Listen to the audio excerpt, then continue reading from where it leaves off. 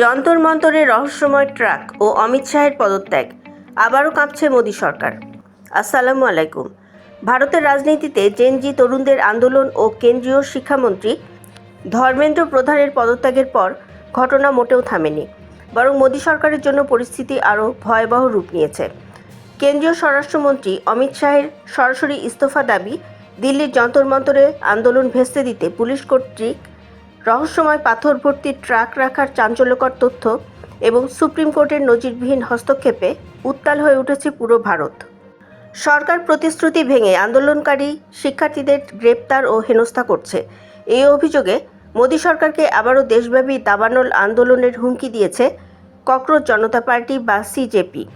দিল্লির রাজপথ থেকে সুপ্রিম কোর্ট, ভারতের রাজনীতিতে হঠাৎ কী ঘটতে চলেছে, রুদ্ধশ্বাস সব ইনসাইড তথ্য নিয়ে বিবিসি ও লাইভ লয়ের রিপোর্টের ভিত্তিতে তৈরি আমাদের আজকের বিশেষ ইনসাইড রিপোর্ট।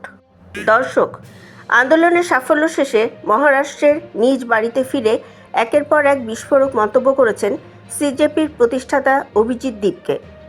সম্ভাজিনগরে সাংবাদিকদের মুখোমুখি হয়ে তিনি সরাসরি কেন্দ্রীয় স্বরাষ্ট্রমন্ত্রী অমিত শাহের পদত্যাগ দাবি করেন। দীপকে স্পষ্ট অভিযোগ তুলে বলেন, গত 20শে জুলাই দিল্লির রাজপথে অনশনরত এবং প্রতিবাদী শিক্ষার্থীদের ওপর কাঁদানে গ্যাস, লাঠিচার্জ এবং পেলেট বন্দুক চালিয়ে রক্ত ঝরানোর ঘটনা স্বরাষ্ট্রমন্ত্রী অমিত শাহের নির্দেশ ছাড়া হতে পারে না। ঘটনাচক্রে লোকসভায় বিরোধী দলনেতা রাহুল গান্ধী যে সুরে অমিত শাহের ইস্তফা দাবি করেছিলেন, ঠিক 24 ঘন্টার মাথায় সিজেপি প্রধানের মুখেও সেই একই প্রতিধ্বনি শোনা গেল। বিদেশি অর্থ পাওয়ার অভিযোগ উড়িয়ে দিয়ে দীপকে বলেন, যদি আমরা সত্যি বিদেশি টাকা পাই তবে স্বরাষ্ট্রমন্ত্রী হয়েও অমিত শাহ তা আটকাতে পারলেন না কেন? তবে কি নিজেকে চাণক্য বলা বন্ধ করে ওনার ইস্তফা দেওয়া উচিত নয়? ভারতের রাজনীতিতে সবচাইতে বড় তোলপাড় ফেলেছে যন্তর মন্তরে পাওয়া একটি রহস্যময় ট্রাক।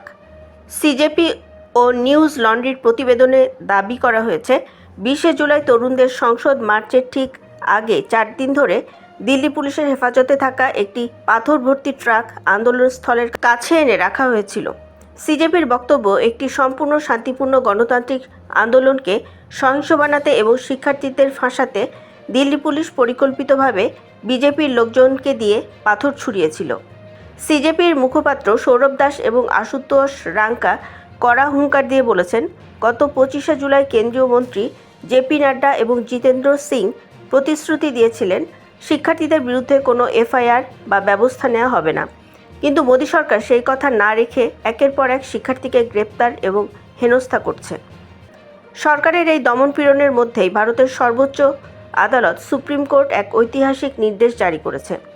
প্রধান বিচারপতি সূর্যকান্তর নেতৃত্বাধীন বেঞ্চ স্পষ্ট করে জানিয়ে দিয়েছে, আন্দোলনে অংশ নেওয়া শিক্ষার্থীদের বিরুদ্ধে কোনো জবরদস্তিমূলক ব্যবস্থা নেওয়া যাবে না এবং পুলিশ হেফাজতে থাকা অপ্রাপ্তবয়স্কদের অবিলম্বে মুক্তি দিতে হবে।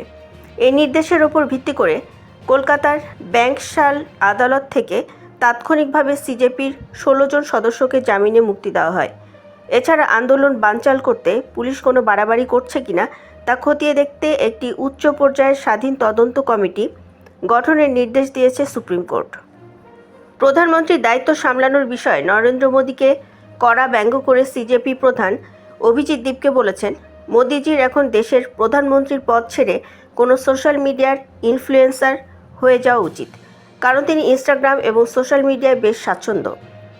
প্রধানমন্ত্রীর চেয়ার অন্য কোনো যোগ্য নেতার হাতে ছেড়ে দেওয়া উচিত। তিনি স্পষ্ট জানিয়ে দেন, পুলিশ দিয়ে ভয় দেখানো এবং হেনস্থা করা অবিলম্বে বন্ধ না হলে শিক্ষামন্ত্রী ধর্মেন্দ্র প্রধানের মতো এবার পুরো মোদী সরকার বদলে দেওয়ার জন্য আবারও রাজপথে মহাসংগ্রাম শুরু করবে ভারতের লাখ লাখ তরুণ।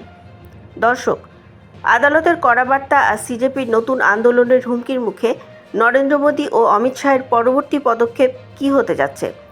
ভারত কি আবার এক বিশাল তরুণ বিপ্লবের মুখোমুখি? আপনার মূল্যবান মতামত কমেন্টে জানান। আন্তর্জাতিক এবং আঞ্চলিক রাজনীতির এমন সব তোলপাড় করা এবং এক্সক্লুসিভ ইনসাইট খবর সবার আগে পেতে চ্যানেলটি সাবস্ক্রাইব করে আমাদের বিডি হট নিউজ পরিবারের সাথেই থাকুন।